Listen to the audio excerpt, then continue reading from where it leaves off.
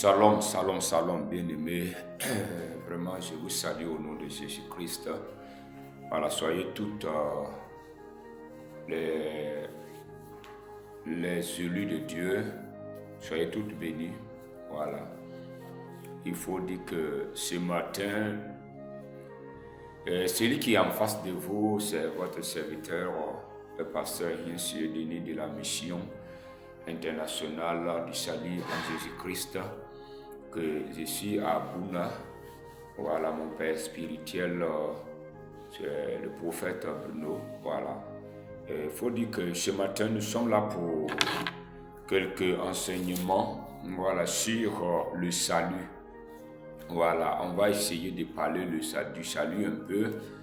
Voilà, ce qui concerne le salut, c'est le thème. Le salut. Nous allons essayer de définir le salut. Nous allons parler des étapes du salut. Voilà, les étapes du salut. Premièrement, nous parlons du salut lui-même. On va parler des étapes du salut. On va arrêter là pour la prochaine fois. Ok, ici, le salut est défini. Voilà, le salut vient du verbe sauver. Sauver qui signifie être hors d'un danger. Être hors du danger, voilà, l'enfer, la condamnation éternelle, la souffrance, voilà, parce que quand on parle du salut, le salut peut avoir deux différentes définitions, voilà, même quand tu es poursuivi par quelqu'un et que quelqu'un d'autre vient te sauver, si tu es sauvé, voilà, tu es sauvé. Voilà, mais le salut dont nous parlons du salut éternel. Voilà, il y a des saluts qui ne sont pas éternels. Quelqu'un qui veut te frapper et qu'on t'a sauvé, on vous a séparé, cela ne veut pas dire que quelqu'un ne va plus te cesser par là. Ils vont te cesser par là, ils vont te faire guerre. Mais le salut dont nous parlons de la vie éternelle. Voilà, le salut éternel où ton âme va se reposer après la mort. Alors, pourquoi le salut? Il est important de parler du salut. Ici, nous voyons que Jésus-Christ est venu mourir à la croix pour nous. Si on croit en lui, nous ne sommes plus condamnés. Alors, si on ne croit pas en lui, nous sommes toujours condamnés. Le sacrifice de Christ à la croix nous donne le droit d'avoir le salut. Voilà. Le sacrifice de Jésus nous donne le droit d'avoir le salut. Ici, vous voyez que y a le sacrifice qui était fait pour que moi et toi, on soit sauvés. Toi et moi, on soit sauvés. Voilà. On ne peut pas être sauvé en dehors du sacrifice de Jésus-Christ. Voilà. Donc, si Jésus a volontairement donné sa vie à la croix pour nous sauver, je pense que moi et toi, ce qui nous reste à faire, c'est de croire à Jésus-Christ, accepter de marcher avec lui pour obtenir la gloire qui est le salut, qui était réservé pour nous les croyants, les enfants de Dieu. Voilà, donc les étapes du salut. Le salut étant personnel, bien aimé, pour avoir le salut, nous devons suivre les étapes suivantes. Premièrement, admettre que nous sommes pécheurs. C'est-à-dire, j'accepte que je suis un pécheur, tu acceptes que tu es un pécheur, et alors, c'est de reconnaître nos péchés.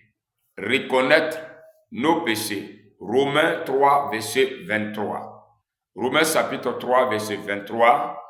Nous allons voir là-bas que nous tous, nous sommes des pécheurs. Mais quand je reconnais mes péchés, il est très important.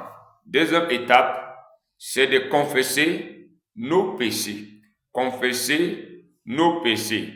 Parce que quand tu reconnais que tu es un pécheur, ce qui te reste à faire, c'est de confesser tes péchés. C'est d'avouer, voilà, ce que tu es, ce que tu fais. à Dieu. C'est pas à l'homme. On ne va pas, bon, on attend très souvent que vous pouvez venir devant moi pour confesser. Non.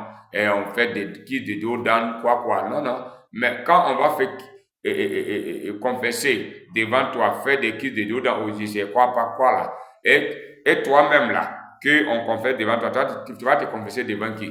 Tu vas te confesser devant Dieu, non? Mais ce qui veut dire que si toi, tu vas te confesser devant Dieu, laisse les autres se confesser devant Dieu. Voilà. Voilà. Donc, confesser nos péchés.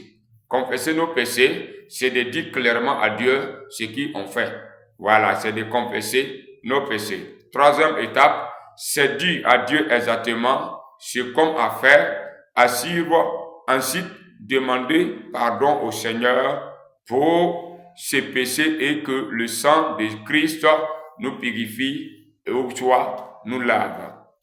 Voilà, donc confesser exactement, dire exactement ce que tu as fait. Ensuite, demander pardon au Seigneur Jésus et permettre à ce que Jésus-Christ puisse vraiment te sanctifier. Quatrième point, c'est inviter Christ à entrer dans notre vie. Inviter Christ à rentrer dans ta vie, c'est dire au Seigneur, je te reçois aujourd'hui dans mon cœur comme mon sauveur, mon Dieu, mon Seigneur. Et lui permettre de te guider, lui permettre de te orienter, lui permettre de te parler, lui permettre de t'enseigner, lui permettre de te donner les verbes patirias, lui laisse librement au Saint-Esprit de te guider, laisse librement au Seigneur de t'enseigner. Parce que la loi dit, il faut faire ceci. La loi dit, il faut faire cela. Mais Jésus-Christ, la grâce dit, il faut croire. Alors la loi dit, il faut faire cela pour être sauvé. Mais la grâce dit, il faut croire pour être sauvé. Donc quand tu crois, tu confesses. Quand tu crois, tu suives. Quand tu crois, tu acceptes. Amen. Que Dieu soit avec vous. Shalom, shalom, shalom.